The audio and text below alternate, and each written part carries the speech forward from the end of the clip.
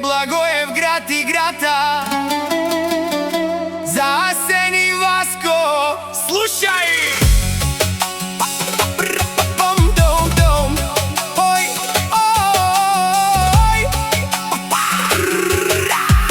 Ой, този поздрав е за Асен и за брат му Васко. Рамо до рамо винаги държат си личното. Благоевград ги знае, няма нужда от реклама. Като минат по улицата, усеща се драмата. Не са като другите, те не падат лесно. Вълци единаци, но действат съвместно. Студен поглед вътре, огън, горят без страх. Вдигат нивото винаги и не оставят прах. Къде стъпят шум, има гръм.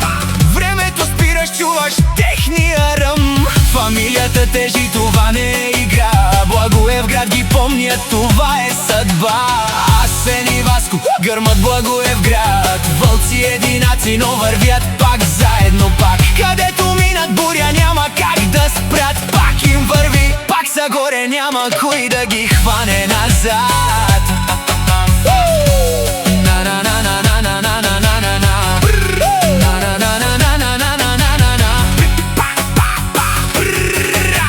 Всяка майка знае имената им тук. Говори се тихо, що минат не напук. Търси як вниманието, само ги намира. Когато стане тъмно, тяхната сила се активира. Не се дават лесно, не падат на колене. Живота ги е научил да вървят напред. Дъжд или буря, за тях няма спиране. В очите им има само изкачване. Гърми над града, това е техния знак.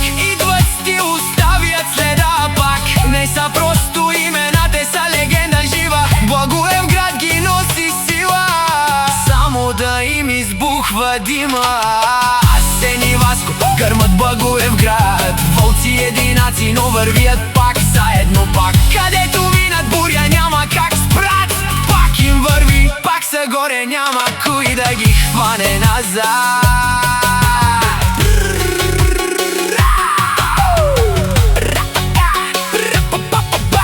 От улиците тръгнали, стигат се подалеч. Не броят паданията, важен е всеки успех. Сянката им тежи, името им звучи. Когато каже Асен и Васко, градът мълчи. Не играят роли, те са си такива.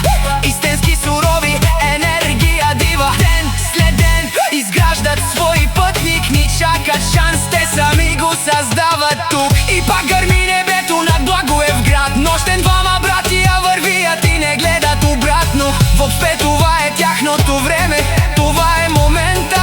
Асен и Васко оставят си легендата. Асен и Васко гърмат Благоевград. Вълци единаци, но вървят пак заедно пак. Пак им